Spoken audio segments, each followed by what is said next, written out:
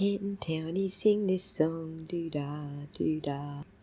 Canton corruption all day long, oh doo-da day. Man, what is up with the donut and pizza stories? Did anybody else find all of that information bizarrely irrelevant? I mean, yeah, the family tradition of making pizza to celebrate 21st birthdays makes perfect sense if it was someone's 21st birthday. Even if it was just a regular birthday, nobody was at D&E to celebrate that. They were all back at the Albert's house. And there's even holes in that story because when Kerry spoke with the police that morning looking for John, she called it a blizzard party, and Sergeant Good apparently knew what she was talking about. Neither of them made any mention of Brian Jr.'s birthday. In fact, after poring through all of the police reports, I didn't really see any mention of Brian Jr.'s birthday. That all came up on the stand.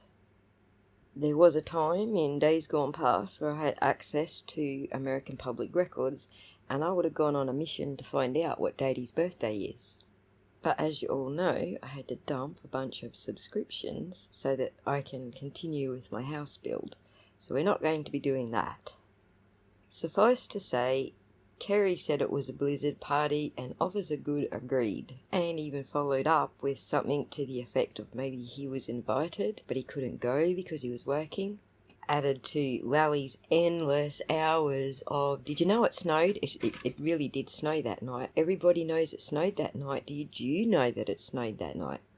I mean, he really went overboard with the whole it snowed that night, when the weather guys didn't actually back that up. It didn't snow until the morning.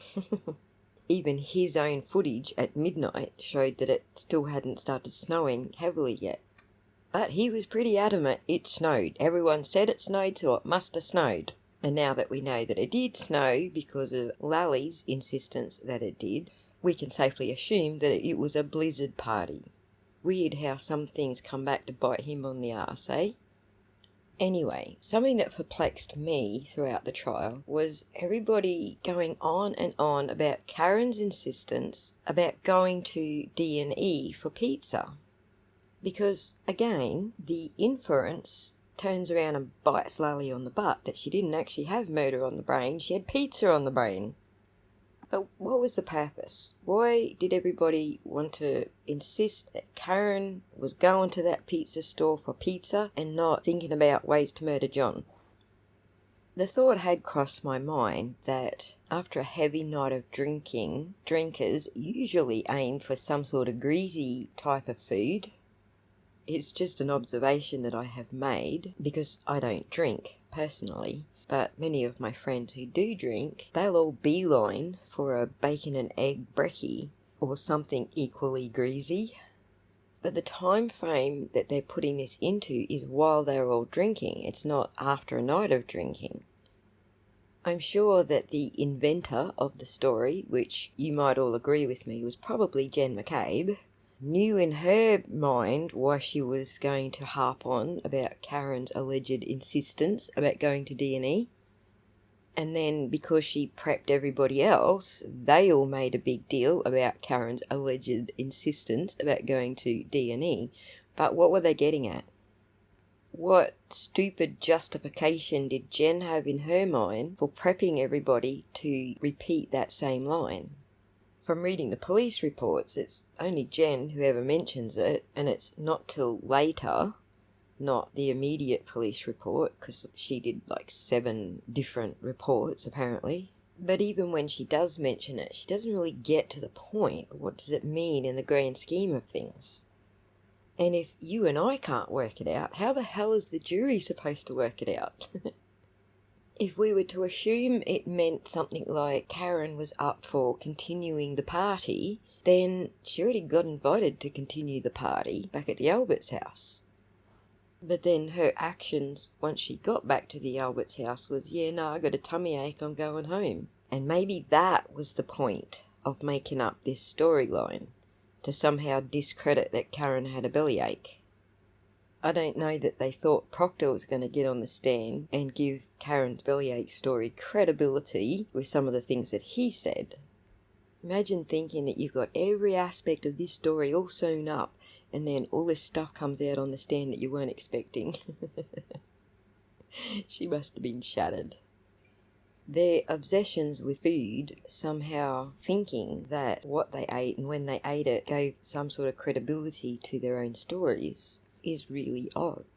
From Matt McCabe's cheese snack story, to the weight loss competition, to the obscure loaf of bread in the car story, it was all just really, really weird. But the one that takes the cake, pardon the pun, for me, is the donut story. What we do know is that by morning the blizzard had started, and nearly every first responder reported that they had to shovel themselves out. The weather reports that I've seen indicate that that was probably the case by morning. The dash cam footage that we've all seen shows us that that was the case by morning. But Julie Albert testified that she jumped in a car and went off to Dunkin' Donuts without any mention whatsoever about having to shovel herself out that morning. In the police reports it says Julie told us that she was asleep at 4:55 a.m. on January 29th, 2022, when her phone woke her up, and it was Jen's missed call, and that is how she found out about John dying. So she missed a call, and it was the missed call that somehow told her John had died. In her own reporting to police, Jen said that she checked with Julie Albert to see if John had gone to their house. Lord knows what reason, but Julie said she missed that call. And as I pointed out in my previous videos, checking with Julie Albert to see if John had gone to their house was actually a stalling tactic, because as Jen explained to Karen, that she did not leave John at the waterfall because they were outside Jen McCabe's sister's house after the waterfall. I very much doubt that's the way the conversation went down, but that's what she reported to the police. She very well knew that John did not go to Chris and Julie's house. Anyway, here's a quick recap by Alita regarding Julie's donut testimony. Julie also testified that it's her tradition that when any of her kids or nieces or nephews have a birthday, she gets up early, goes to Dunkin' Donuts, and buys a half a dozen donuts for them. Then she drops them by with a birthday card before they wake up. And on the morning of January 29th, 2022, she said that it was the birthday of her nephew, Brian Albert Jr. So she testified that she got up early, went to Dunkin' Donuts, and then at 8:30 a.m., swung by 34 Fairview Road to drop off the gift. And while there, she says that she was invited into the home where she was greeted by Brian and Nicole Albert, as well as Jen and Matt McCabe. And they were the ones that told her the news about John. So which is it, Julie? You found out because Jen McCabe's missed call somehow spoke to you? Or you found out because you were delivering donuts in a blizzard to your nephew, where you also stated you were going to leave a coffee and donuts sitting in his car in the freaking blizzard, because, you know, everyone loves cold coffee for their birthday. And that is how you found out that John had died. You see what I mean? The food stories don't really corroborate anything else that they're trying to tell you. They're unnecessary details that really don't add anything at all to the case against Karen. If anything, they're so badly thought out that they make cases against themselves. Anyway, what do you think about all the food stories? Do you think that I missed any that were significant? What do you think is the untold story behind any of the food stories?